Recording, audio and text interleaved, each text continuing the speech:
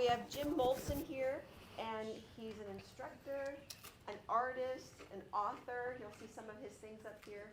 And he has a degree in holistic health. He also is an expert in fitness as well. So we kind of got it from all areas. So I'm excited to have him here today and enjoy. And he said he welcomes any questions and he loves interaction during his classes. So I said, oh, they can do that. Hello, everybody. Thanks for joining us today here. So when I do any of these, talks, I try not to make it where I'm reading off. I don't have a teleprompter. I don't have a script. I do have some things I would like to go over. So I have some little, cheat sheet type things here to keep me on track. But if you have a question or a comment that's not going to get us too far off track, please raise your hand and we can engage with it a little bit. So I do have mostly a martial arts background. I started when I was 16 years old, and a lot of it was the self-defense and fitness aspects that I was taught.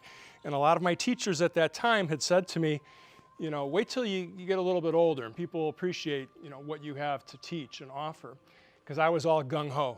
I'm 19 at the time, went from 16 to start learning, 19 I'm teaching, and most of the people coming into the school were a bit older. In their 30s, here I'm 19 thinking that they're old. And then, they'd want to learn whatever, get in better shape, self-defense. And I wasn't able to necessarily convey the point because I'm a young stud with, looking like I've been doing this stuff for a while. So as years go by, some of those people that told me just wait, they've kind of fallen to the wayside where they didn't continue to take care of themselves as they got older. So I'm 60, I just turned 60 this year. And I've been doing this since I was 16. So I consider myself a holistic health coach, consultant, teacher, whatever you want to categorize it as. This right here is a bit of a toy, transegrity toy that little kids will play with, their babies. It gets their, interest going to push and pull. But this is very symbolic of the human body and how our mind, body, and spirit all come together. Any one part of it you touch, the other parts are going to be reacting to that touch, that push, pull, whatever the case may be. So that's just kind of something to put in the back of your head there. This is very relative to what we're talking about when we start talking about holistic health. So most people would probably say that their mind, their body, and their spirit are like the most important things in their life. But then you ask them, well, what are you doing to take care of any of those things on a daily basis? For your mind, are you engaging in anything that makes you keep thinking and learning something new? For your body, are you doing anything physical? 25% of the US population exercises. The other 3/4, not so much. Spirit, spirit, I kind of categorize that as kind of a broad term. Could be your self-awareness, could be purpose, calling, could be your interaction, with something greater than you. So mind, body, and spirit, are we actually doing anything on a daily basis to improve those things? That's where we kind of get into, as a culture, a society in the US, this disconnect between what we think and we say and what we actually do. And the term that's been thrown around a lot in the last couple of years is cognitive dissonance. It's like, I know smoking is bad, but it's not that bad. I'll keep doing it. Or I know eating at McDonald's isn't that good, but I'll keep eating there once in a while or maybe 5 days a week. It's like we trick ourselves into thinking that things are not necessarily as bad as they are. I'm looking for a bottle of water or something here. This will work. So we start off thinking, smoking's not so bad. We move it along. We still see stuff going on in culture. We see friends having issues. Their health deteriorates from smoking, drinking excessive alcohol, poor diet, lack of exercise, pick whatever the vice is, right? We all know these. And you keep going along and you're like, it's okay. And you keep kind of fooling yourself, and the closer it gets to the edge, you still think that everything's okay. And then finally it goes over the edge. Oh, how did this happen? How did it fall? All along the signs were there, but we kind of disregard them. We choose not to believe that it's going to happen to us. So the boards here, this is on a bit of an angle. Hopefully it doesn't fall over on me. We have our mind. Oh, by the way, please interject if you have a question. Jim, you spelled mind wrong. No, it's spelled correct. Please let me know if there's something out of whack. We got body crossing the center line here. and we got spirit. Again, that could be awareness or purpose. So those are kind of metaphysical terms. Some people are like, oh, you're getting into all that metaphysical stuff. I just want to go to the gym and be healthy, and that'll make all those other things fall into place. Well, you want to go from a scientific approach? Your mind and your spirit are actually psychology. That's human behavior, of what you're thinking and what your actions are relative to that. Your body, this is actually chemistry and physiology. So there's the science behind mind, body, and spirit for people that want to go, that's the weird woo-woo, alternative stuff that I really don't want to be part of. So our culture's evolving. Society's changing as time goes on. You'll start to see things, some of the hospitals, they'll be promoting programs for the 5 pillars. I just came up with 3 things here. We got mind, body, and spirit. In Chinese culture, going back thousands of years, they'll call those the 3 treasures. Because that's really, that's the pillars, that's the foundation. Without those, the other ones don't come into play. But let's just play the game. We got 5 pillars. So we build on top of those 3. We got mind, body, and spirit. Oop, see, nobody caught that. That was wrong, right? Let me fix that real quick here without knocking this over. So we still get mind, body, and spirit, but then they throw on a couple extras just to make it interesting. So they'll say emotional and maybe nutrition. And these change because it depends on who's giving you the 5 pillars. We love numbers, not just me. Our whole society loves numbers. You got 3 of this, 5 of that, 6 of that. It helps us to remember. Some of it has other, philosophical means, philosophical basis that goes behind it. So those are 5 pillars. So we got 3, we got 5, we can expand it to 8. And the 8 pillars or dimensions of fitness, health, wellness, whatever you want to call it, they start to add in financial, environmental, cultural, intellect. All those different things come into play. And we could probably take it another level and probably get 12, 15. You could just keep going, dividing it up to, sleep, nutrition, medication, all kinds of stuff. So does this make sense, what I'm talking about? It's kind of like an upside-down pyramid. At the bottom, it still comes back to your mind, your body, and your spirit.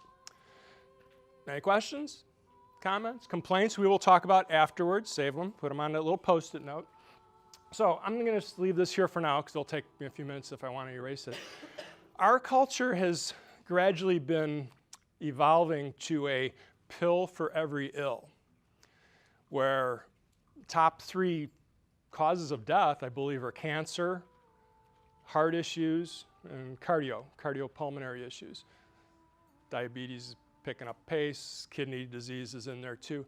All of those are preventable by reducing your stress, managing your thoughts and emotions, moving your body, adjusting the chemistry of what you're putting in your body. Okay, I know you're all eating whatever that stuff is. That might not be from Sprouts or Whole Foods, but that's chemistry and how you move your body. Spirit, that's an interesting one because, a lot of people consider themselves spiritual and they'll say, well, I'll just put it in God's hands and whatever happens, happens. Yeah, well, you can maybe take a little bit more effort on these 2 and that'll make, the spirit one kind of balance out. So if you adjust your lifestyle, your thoughts, chances are you'll have a better chance of lowering your risk for heart disease, diabetes, cancer, right? But again, we don't necessarily want to do it because we can take a pill and seemingly our bodies change much quicker. So that kind of puts us back into why would we even do this stuff? Well, I'm going to have, now everybody's done eating, right? Everybody almost done eating? I wanted to engage you to try a couple different exercises while you're sitting in the chair. You can stand up if you want, but sitting will work. So if we start to do something that puts us into our body, whether it's exercise, playing the guitar, gardening, cooking, skillful means will help occupy our thoughts. So if everybody's sitting in a chair somewhere, instead of sitting like this, let me grab a chair for me to give you an example of what we're going to try to do here.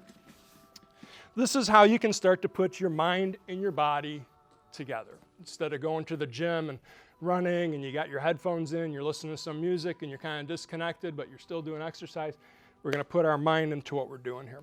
So I'm going to scoot my rear end a little bit to the end of the chair. My feet are a little bit out from my body so that they're not crunched under. If we sit like this all day, this has a tendency to cut off the circulation down to our lower body, our calves and our ankles and our toes, right? So we want to get to at least here, if not toes a little bit out in front of our knees.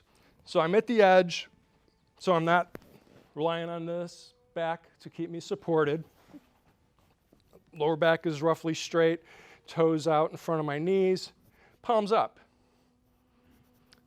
Crunch your shoulders up like you're shrugging and trying to touch your shoulders to your ears, and then let them drop down. So as you put your body in this basic position, really this isn't that difficult to do, you're finding yourself having to think and adjust. Oh, my feet aren't in the right spot, my shoulders are up here, my hands aren't in the right spot. So this is how you start to put your mind into your body. Very simple. Yoga will do it, Pilates, Tai Chi, Qigong, other types of exercise will get you there. Skillful means or skillful activities where you have to engage your body. So you're going to have your head, if you could kind of point your head up to the ceiling. I can't touch it. It's easy to reach my arms up, but how do I get my head? You know, if I'm here, obviously my head's not at the highest point. So when I'm here, my back is straight, my shoulders are down, I feel like my head's closer to the ceiling. It might be a millimeter or two, maybe not much, right? But I'm definitely not here. So take one of your hands and put it on your solar plexus, right below the sternum, you know, the bony part of your rib cage at the bottom here, and put the other hand above by your chest. And take a couple deep breaths and notice what is moving. Is your stomach region moving? Or is your chest moving? I'm asking you to breathe deep. Deep, that's the clue, that's the hint, right? Breathe deep. How do we do it? Most of the time when people are asked to breathe deep, you go to the doctor's office, breathe deep, people suck air. I'm breathing deep from my mouth.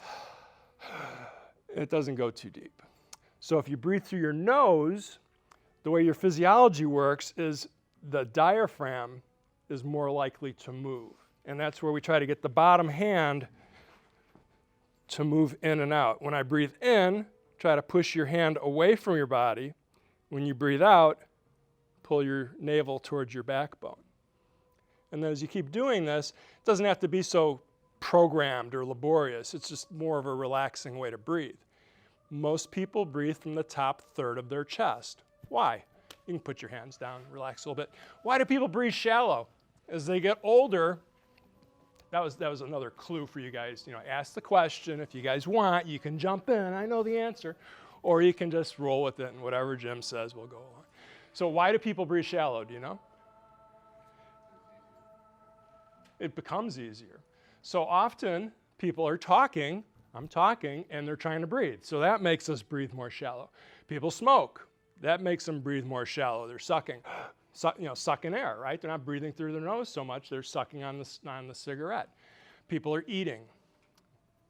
When you're eating, it's hard for you to breathe deep because you're moving your mouth and they're not taking in as much air. You're focusing on chewing, right? So as an infant, I sent the graphic out for everybody to take a look at in the emails. Did you do that? So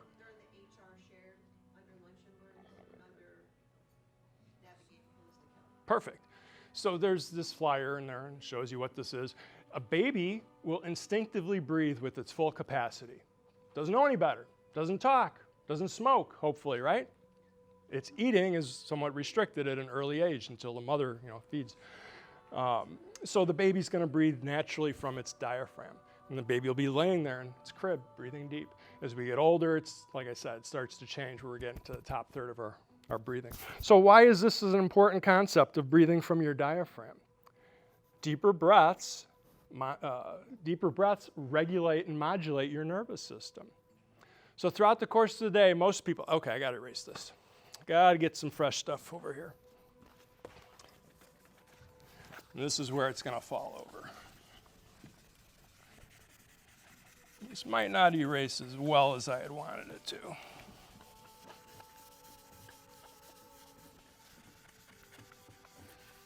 Well, we'll work with what we got, right?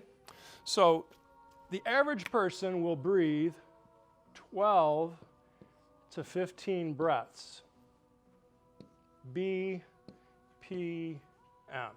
12 to 15 breaths per minute. That's what we average breathe when you're working, you're talking, you're eating.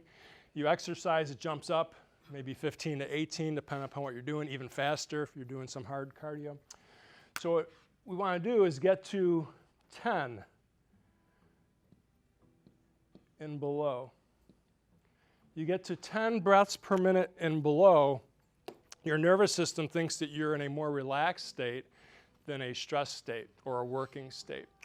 And 4 chemicals become released into the body. And these are the ones you keep hearing about in the news and stuff. Now, cortisol is the bad one. Cortisol is the one up here when you're 12 to 15 breaths throughout the course of the regular day. And you get down to 10. I was really hoping this would have erased better.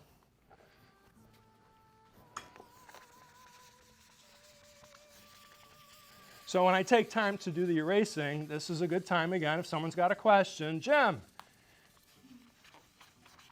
why are you so tall? No, that has nothing to do with the course or the class here, but you know, it makes a good question.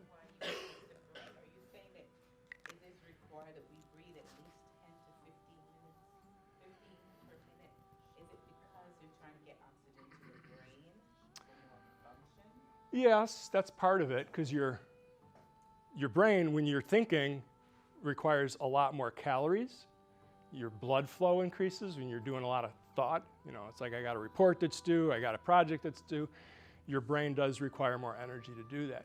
So breathing is part of that. You're breathing more, taking in more oxygen, more circulation. How often are you doing some kind of project or something that's stressful and you're going to practice what I just showed you, where you're like, okay, let's get, you know, steps 1 through 10 down. Hold on a second. I need to slow my breathing down. Okay, now I'm ready to answer. You know, we don't do it. So it's kind of like the norm of how we operate. Getting to 10 takes some effort. And if you can do it a couple times throughout the course of the day, especially when you're stressed, slow down, take a few deep breaths for 3 to 5 minutes. It takes about 3 minutes minimum to change the nervous system. So it's doable. It's like you can't breathe below 10 breaths all day long. It ain't going to happen. Apple Watch. There's an app on Apple Watch that tells you to breathe. Yeah. Give you that time, that 1 minute breathing time. So they do have it on there. So modern technology is starting to catch up with what has been known for centuries from other cultures. So the 10 breaths per minute gets us to this chemical release of 4 chemicals that everybody's heard of before. Dose. Everybody gets their healthy dose. You know what D is? Dopamine. Yep. O. Oxytocin.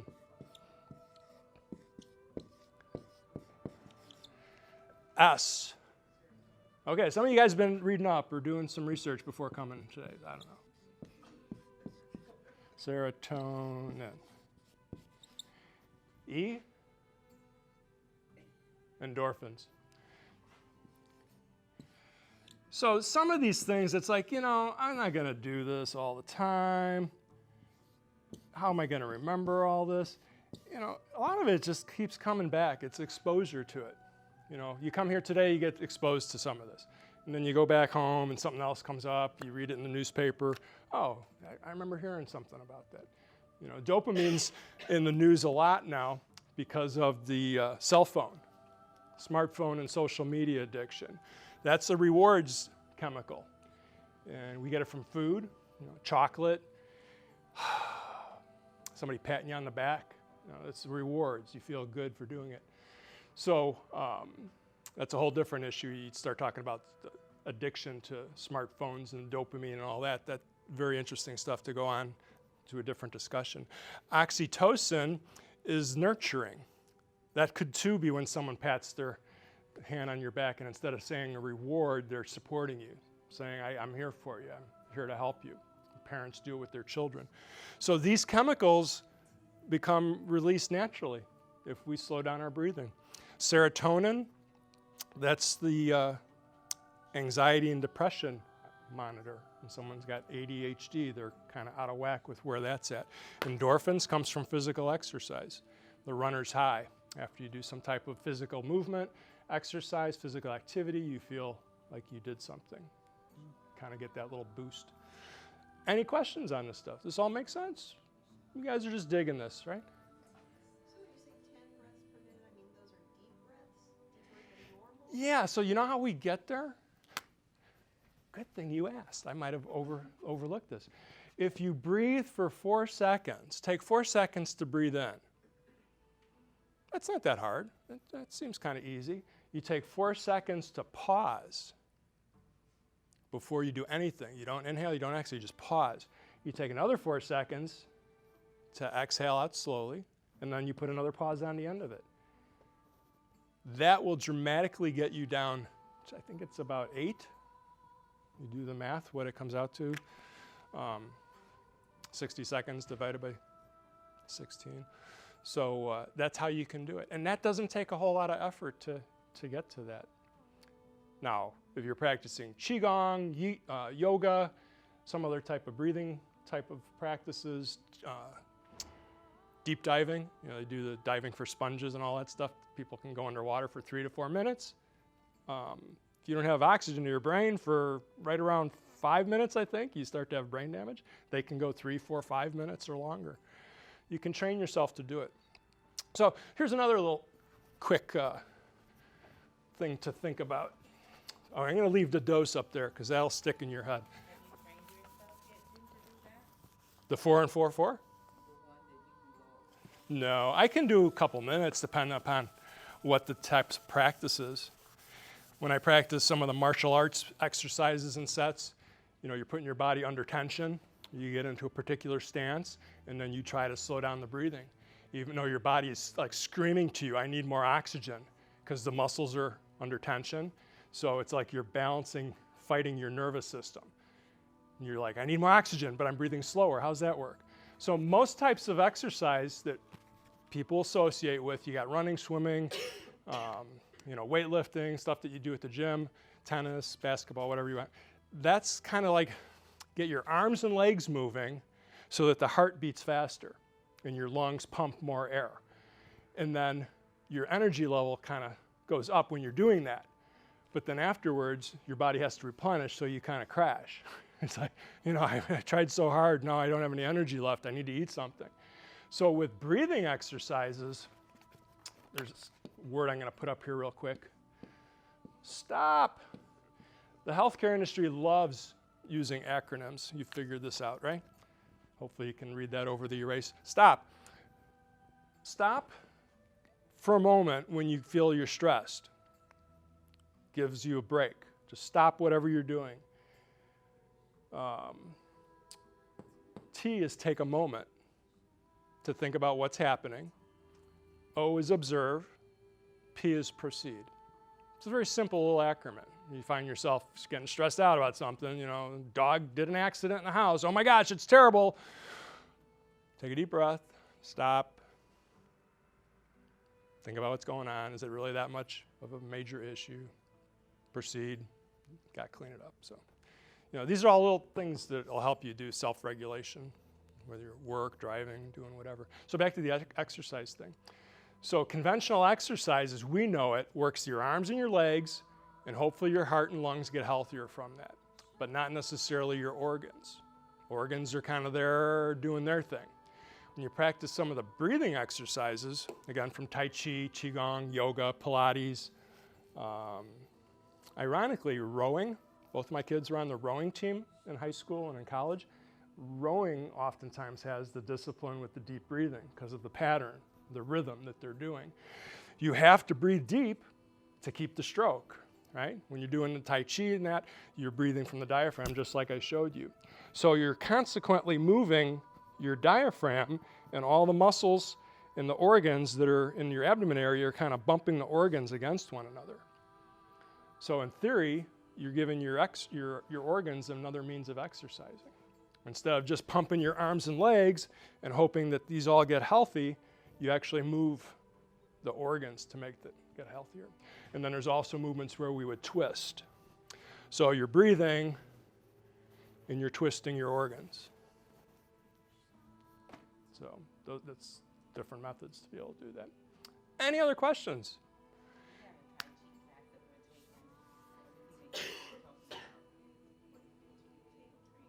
Yeah.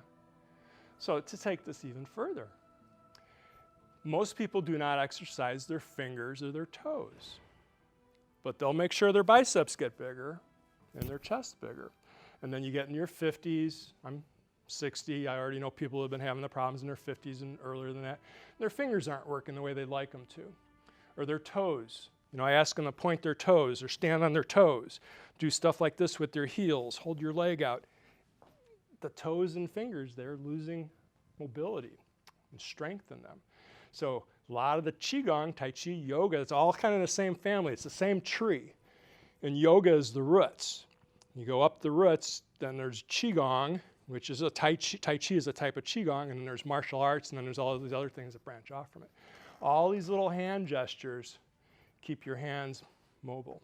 And then some of the things with your toes, you try to make your toes move. So if you want to try, some of you guys can, again, I can engage you. This is how you engage your mind and your body. If I ask you just to pump your arms, okay, that's easy. After 5 seconds, you go, Jim, I know how to pump my arms. Let's do something with our hands.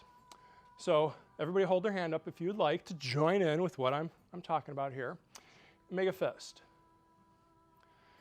All right, I made a fist. Point one finger, 2 fingers, 3 fingers, 4 fingers, 5. Okay, let's go reverse. Pinky finger. Try not to move all the other fingers. Okay, now I'm on the middle finger. Index finger I can do, thumb I can do. So going out, 1 finger at a time. A little bit hard, right? Well, how hard do you think that's going to be when you're 70 years old? My mother is 96 years old. It's amazing. She cannot write any longer. She stopped writing a few years ago, so she uses the computer when she can, and she pokes, and that's how she types messages sometimes. Or we talk on the phone. She cannot write. So now she's asking me, she's 96. I've been doing this since I was 16. Now my mother has asked me if there's some exercises she can do for her hands. So that's just a little quick kind of thing to play with, right? Okay, try and do this. Try to touch your thumb to your pinky finger base knuckle on the inside of your palm. You can do that? Can you do Mr. Spock? You can do Mr. Spock? How about 2 fingers in the middle, 2 fingers out, and then back and forth? Okay. How about thumb out, 2 fingers up, make an L, 2 fingers out? How about Boy Scouts? Thumb flat. So I'm kind of triggering the thumb. That's what we call that, triggering. Pull your wrist back. So most people can pull their wrist this direction somewhat, this direction somewhat. How about this direction? Down, up. So here's, kind of got to deal with reality a little bit here. When people get older, they lose their sense of balance somewhat. Vestibular balance, being able to walk, put their foot in front of the other without falling down. So what do you think one of the major causes of falling is for people that are, let's say, 60 and older? What? You get vertigo, Getting out of the way of their pets. Cats, dogs, I don't know, lizards, iguanas, pick your favorite pet. Snakes, hopefully in a tank. People fall because of their pets when they get older. And I see people in their 20s and 30s walking in the neighborhood or at the parks, and they got these 2 big dogs, and they're doing this. The dog's pulling them. The dog is walking them. They're not walking the dog. So what do you think is happening when people are in their 50s, 60s, 70s, 80s? We have a tendency in our culture, we're seeing more people as they get older, they're disconnecting from other people and their favorite people, their favorite pets. Their pets are their favorite people. They're connecting more with the pets because they're unconditional. So they love their pets. So this, when we fall, often people fall like this. That's a fractured wrist, maybe a forearm fracture in the ulnar or the, what do you call it, radius. If we get in the habit of practicing some of these things I just showed you, those little hand gestures, pull your hand back, pull your hand down, sideways, up and down. If you fall, you have a better chance of it not being severe. So it's proactive. Any questions? I was kind of, staying focused a bit on that dog thing and the cat, so I got to move on to the next thing. What's happening in the pause for the count of 4? With the breath that I erased, 4 seconds you breathe in. 4 seconds you count, you don't do anything. 4 seconds you exhale. 4 seconds, nothing again. Then you inhale. Right. What's happening in that space? Well, your body still has blood and oxygen. It's going to where it needs to go, but you are slowing down your nervous system. So now it's like, oh, there's a pause. We got to settle. We can't extend energy at this moment. We have to relax for those 4 seconds. And then the 4 seconds goes by and it's like there's the gasp, like, now you got to inhale. So now everything rushes again. So there's this concept in yoga and it's the same stuff I keep coming back to. Yoga, Tai Chi, Qigong, because that again is my background. When you twist your wrist, twist your forearm, twist your shoulder, twist your spine, twist your hips.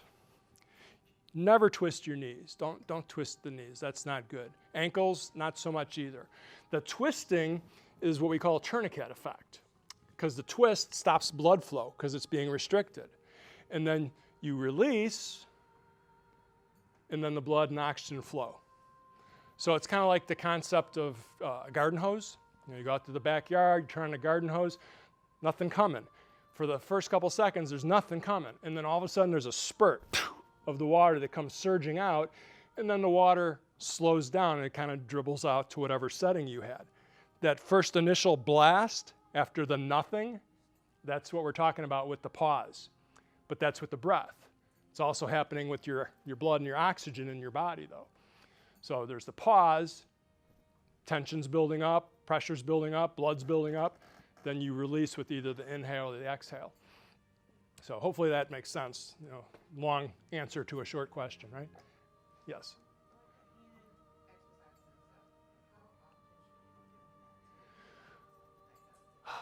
So there's no perfect, oh, you gotta do it 5 times a day, 5 days a week or whatever.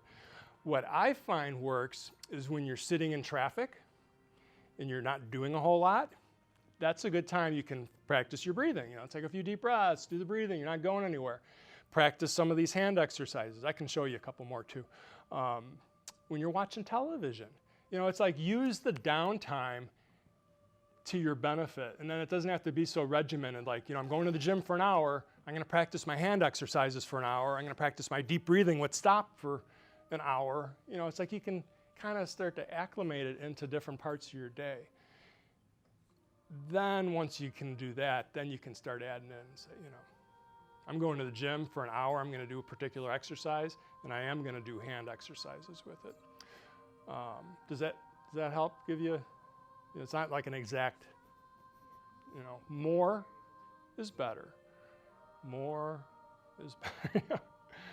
I would do it, if I had a chronic issue, like my wrist got twisted from doing something silly, my wrist is bothering me, I would do it 3 times a day. Particular exercise, like say this, if some of you can pick up on this real quick when I do it, I bend my hand down, and then I try to get control of the hand, not the wrist, but the hand. And I bend down, look how the color changes. And then I release. It's almost like you got to get up to where it hurts, right where it hurts, and then you back off. And that is the tourniquet effect. And the blood's being forced through, and then it slows down. That particular exercise is, again, if somebody's going to try to hurt you, they're going to twist your wrist, that would be a way to do it. That's a restraining movement. For our benefit, what we're talking about, holistic health, you want to make your hands healthier, you're sitting behind a desk all day, a computer, do this for a couple minutes. Nobody around you even notice it. You know, you're just twisting your wrist a little bit, stretching it out. Do 10 times on each hand in the morning, lunchtime, later in the day. There's a schedule. And you go, oh, a couple days and it's feeling better. Sometimes, Jim, when we type, the fingers just get locked up. And you just can't move it. It's just locked. Well, I tell you what, Something that would help it. you guys are going to have to petition for me that, you know, I really like this guy, and he's got more to teach, because if all of a sudden I just say, now let's change this up and do a bunch of hand exercises, then I got no reason, you have no reason to come back, right? So, but if you look through some of my stuff here, you'll see there's different things that I do a lot.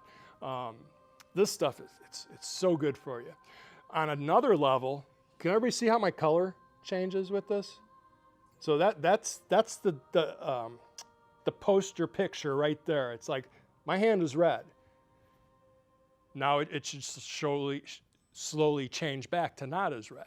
Each time I do that, that's the blood rushing in and out. The fingers, aside from us needing to use these for the rest of our life, each finger in traditional Chinese medicine has a meridian or a energy theme connected to it. So your thumb is your lung. Index finger is your large intestine. Middle finger, not for what you think, but middle finger is pericardium, which has also been in the news a lot the last 4 years, the heart, the sac around the heart that protects it. Your next finger is called the triple warmer, and that's actually a combination of your breathing, your circulation, and your digestion. And then your little finger has the heart and the small intestine on it. So every time you're doing this stuff at the computer, in theory, you would think that you're stimulating those meridians and sending more energy. Problem is, you're doing it every day, 8 hours a day for so many years of your life. So now it's starting to be where the body's getting immune to it, and then you're starting to get stiff and arthritis and all that stuff. So you got to change it.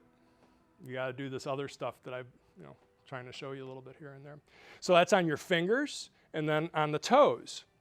Again, most people don't exercise beyond their ankles. You know, they might do calf raises. You'll see that. People walk, run. That's legs and calves, but it's not toes. So the toes, we actually got to step on them like so, like coming all the way to the toes like this, or on the ball, or this kind of motion, back and forth. Your toes, you have your spleen, your stomach, your liver, your kidney, your bladder, your gallbladder. Those are all connected to your toes. So we're getting near 15 minutes away. I give myself little timers so I just don't run out of time. So with the feet, there's a Chinese, all these Chinese sayings and proverbs from over the years is that death starts in the big toe. Or what's the one with Tide? Ancient Chinese secret, what they put in the laundry, right? It's silly stuff, right? Death in the big toe. What does that mean? Well, from a physical point of view, if you can't move your toes, it means you're probably not moving your body. You know, how many of you ever stubbed your toe in the middle of the night and getting up, use the restroom or something, you stub your toe, oh my gosh, it hurts so bad, I can't do anything now. You injure yourself in a small way, but it affects your whole being. So your toe, if you can't move your toes, means you're probably not moving your body. From a metaphysical point of view or traditional Chinese medicine, your big toe is your spleen. Your spleen is responsible for your immune system, one part of the immune system. So if you lose mobility in your toes, it's not just an issue of, oh, I can't balance or I can't run as much. It has a deeper meaning behind it. Activity for one, but also the energy that flows to your toes, from your toes to the organs. So what I set the timer for was when I get to the 15-minute mark, I wanted to have an open discussion if anybody had any questions in particular on things that I talked about. See, here's my little cheat sheet that I didn't get to all the different things on there. I got to some of them. I didn't even get to glance at it because I was engaged with what we're doing here. So there's a lot of other things to talk about when it comes to holistic health and wellness and well-being. I know what the one thing I forgot was. What makes people want to exercise more so than other people? Why is it that I can do two hours a day, 1 to 2 hours a day, 3 to 5 days a week, and another person's like, I don't have the time? Or they do have the time, but they just can't do it. Lazy? Come on, nobody wants to say that they're lazy, do they? All right, I'm giving up on that side. That side does not seem to erase too well. This side does work for me a little bit better. Probably should have brought some Windex or something with me. So, what we have, everybody knows what a teeter-totter is. There's the fulcrum or the balance point. Over here is our diet. Like a bad diet. Activity. Not wanting to be active. Emotions. Not having our emotions in check. These are all pretty heavy. So they keep this side of the teeter-totter on the ground. Has anybody ever played on that when they were young? I think they've outlawed them now because so many people got hurt. People would step off of them, the other side just plops down and your butt hits the ground. Yeah, I experienced that a little bit. So on this side, that's the high side. And even if we have a real strong desire is not going to overcome, we just can't do it. I don't have the means to be active. I don't have the means to change my diet. I've got to eat fast food because that's all that's available during lunch where I work. Emotions, I'm just not going to keep them in check. I can't. I don't want to do that breathing stuff. It's too hard. Whatever the case may be, this side's heavy. We have a strong desire. Everybody says they want their mind, their body, and their spirituality to be stronger. But what's the difference? What we can do to flip this over is motivation.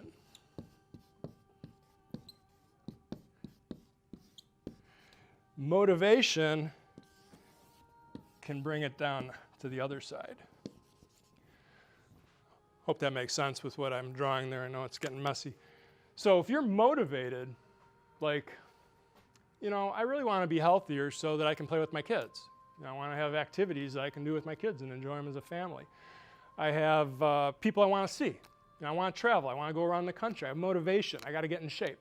I'm going to Utah in a couple days for a week of hiking. So for the last 3 months, I changed up my workout schedule. Instead of doing Tai Chi and Qigong for 2 hours a day, I've been adding an hour of Stairmaster and treadmill and some other weight training. For 3 months, I got to do it because I'm going hiking with my wife and my daughter. The motivation is I don't want to be the weakest one.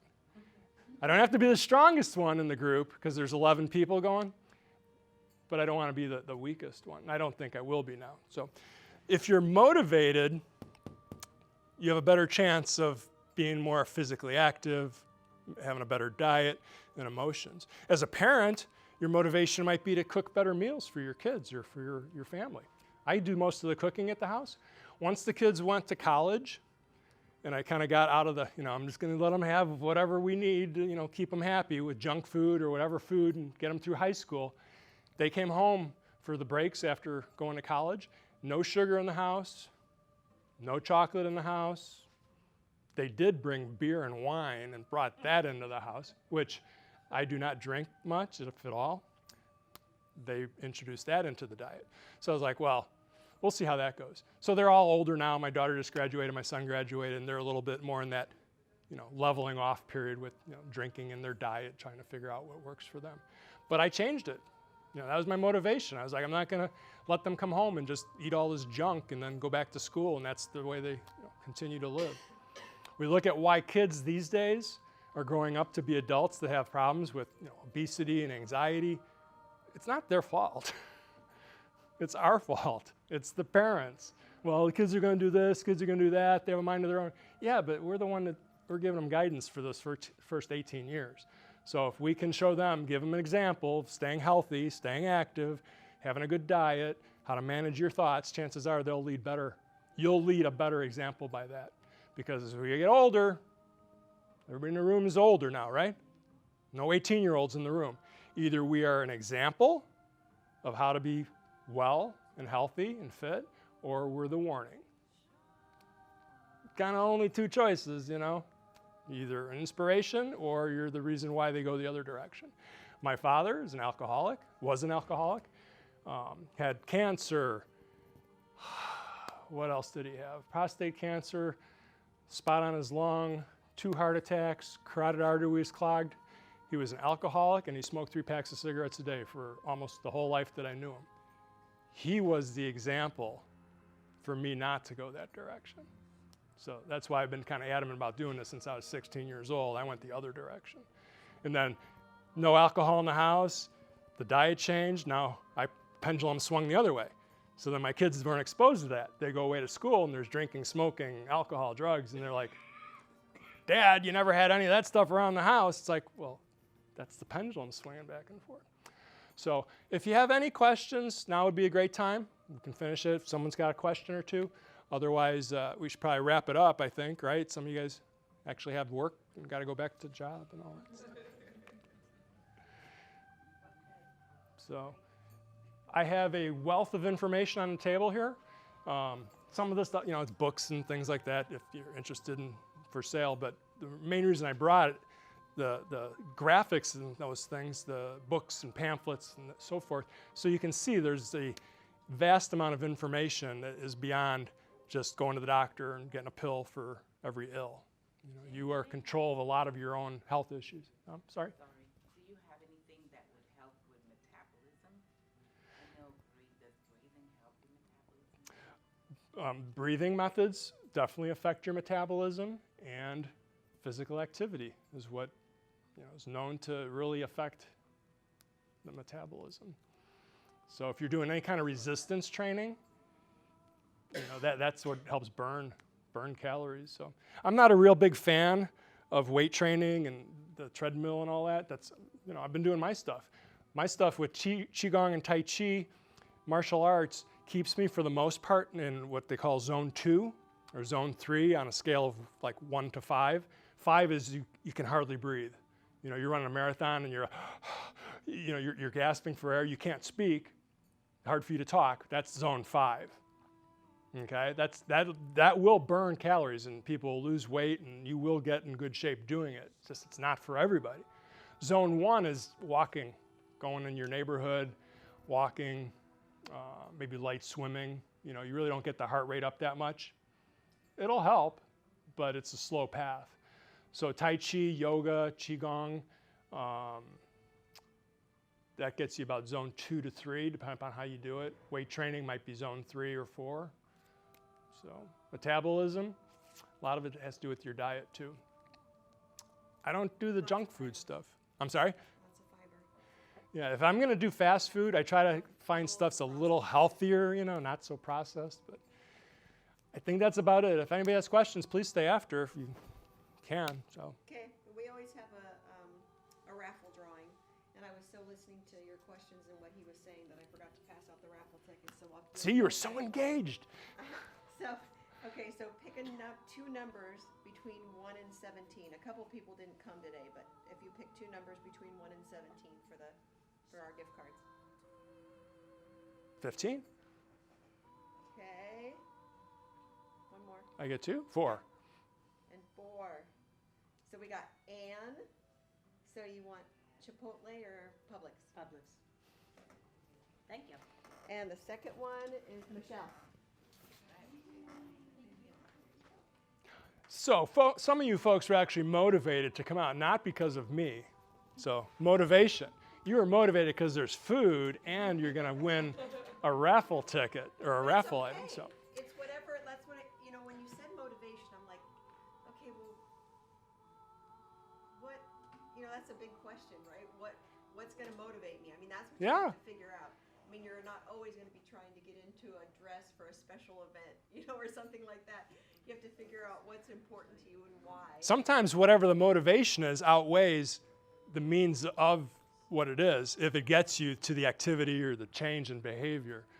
So it's not always lifelong. It's motivation for the moment. Just, I got to do it. Right. So Well, thank you so much, Jim, for coming today. thank you for inviting me. I hope I maybe sparked a few different topics of interest. So.